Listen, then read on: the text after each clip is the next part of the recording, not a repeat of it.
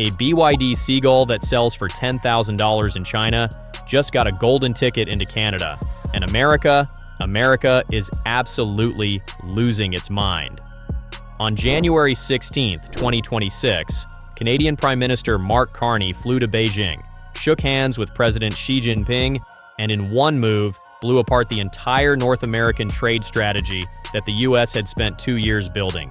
Canada just slashed its 100% tariff on Chinese electric vehicles down to a microscopic 6.1%. That's it. That's the whole story. Except it isn't, because what happens next could reshape the entire auto industry on this continent forever. Before we break down exactly which Chinese cars are coming, what they cost, why America is threatening to nuke Canada economically, and who actually wins in all of this, make sure you subscribe. We give you the real breakdown that nobody else is doing. Let's start with the deal itself, because the numbers are genuinely shocking. Canada has agreed to allow an annual quota of 49,000 Chinese electric vehicles into the country, with the tariff slashed from 100% all the way down to 6.1%. In return, China agreed to lower tariffs on Canadian canola seed from roughly 85% to 15% and lift restrictions on Canadian lobster and crab. Yes, Canada traded its auto market for canola seeds and lobster. You cannot make this up.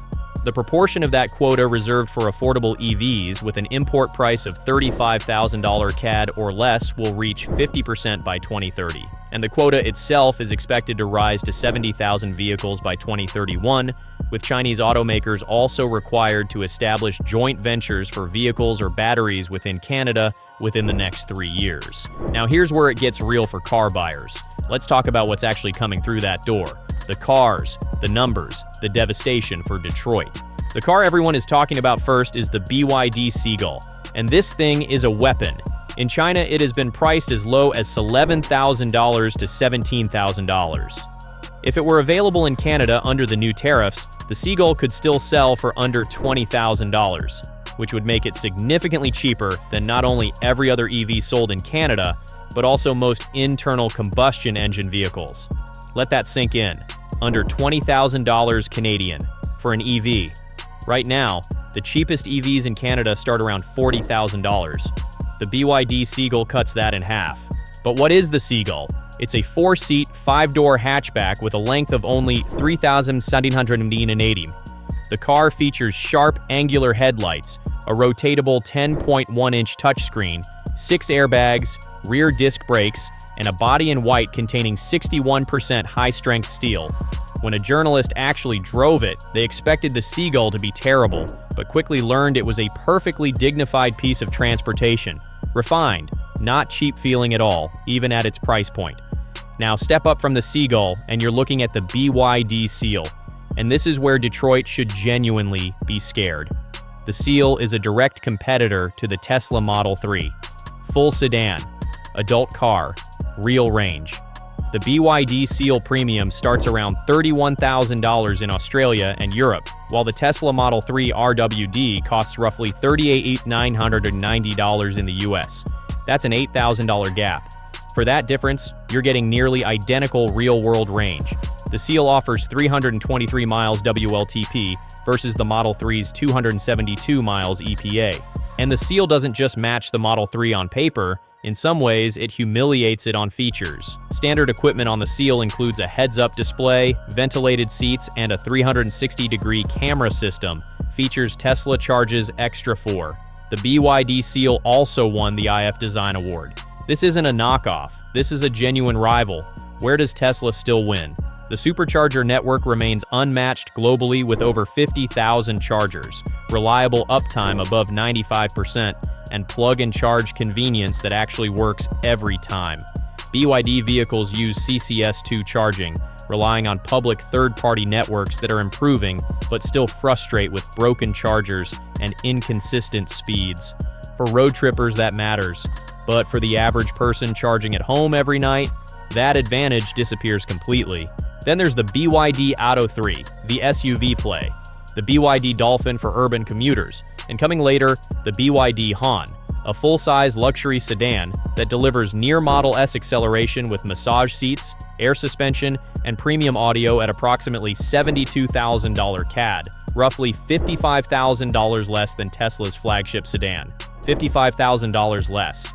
That's not competition, that's an ambush, and BYD isn't even alone here. Geely owns Volvo and Polestar, both with existing Canadian dealer networks. Chinese-made Teslas, Buicks, and Volvos, perhaps some Chinese Volkswagens, are actually more likely to be the first wave through the door, since these brands already have the distribution infrastructure in Canada. The Zeekr X, Polestar 2, the MG brand, all circling the runway. America's reaction: absolute chaos. Now let's talk about the explosion that happened on America's side of the border, because this is where it gets genuinely wild.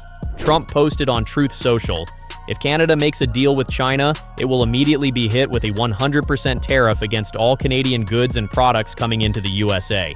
He accused Canada of trying to make itself a drop-off port for China to send goods and products into the United States. And then he went further. In another post, the president said, "China will eat Canada alive, completely devour it, including the destruction of their businesses, social fabric, and general way of life." Meanwhile, Carney hit back, saying at the World Economic Forum in Davos, "China has been more predictable than the US in recent months, and you see results coming from that."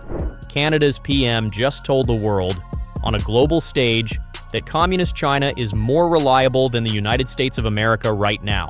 That is the world we are living in. Ford CEO Jim Farley has previously called Chinese automakers an existential threat. A US Congresswoman stated, "Canada's electric vehicle trade deal with China poses a direct threat to American manufacturers and workers, risking giving China a foothold in the North American market." And Ontario Premier Doug Ford, who has been largely aligned with Carney, called Chinese-made EVs subsidized spy cars and warned that his auto manufacturing province is exposed, because Ontario is where Ford, GM, Stellantis, Honda, and Toyota all build cars.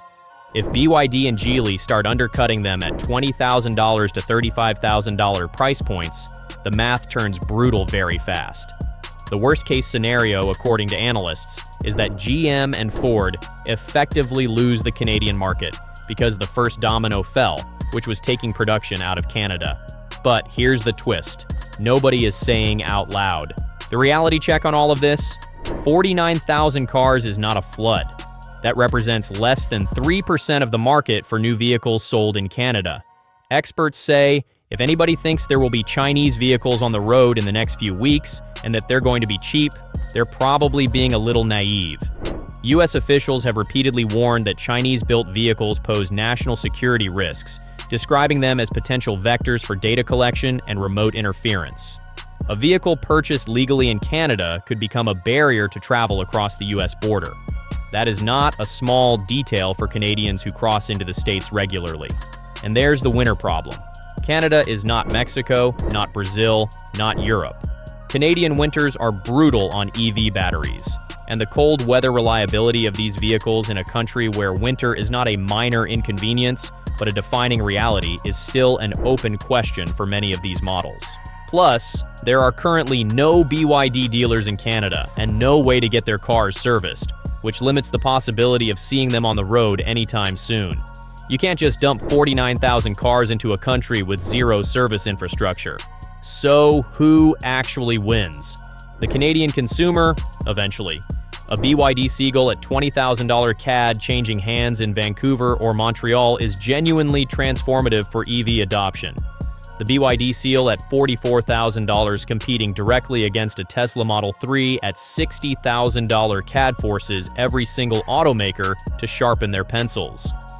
Ford and GM? They are in real trouble, not because BYD invades tomorrow, but because the door is now open, and the Canada-China trade deal brings Chinese vehicles to America's doorstep, setting Ottawa apart from Washington, which has aggressively blocked Chinese EVs. What is today a crack in the wall becomes a wide-open gate by 2031, when that quota hits 70,000 units. And America? America is standing outside the window watching Canada get access to $20,000 electric vehicles while American consumers pay $40,000 plus for equivalent products, with no competitive pressure forcing prices down. The US consumer pays the price for that protection every single day. One thing is absolutely certain, a $10,000 car in China just got a legal passport into North America. Trump is threatening 100% tariffs. Carney is telling China it's more reliable than America. Ford and GM are watching their Canadian market from the edge. And somewhere in a BYD factory in Shenzhen, they are building 49,000 reasons why the auto industry will never be the same again. The first cars could be on Canadian roads before this year is out. Stay tuned.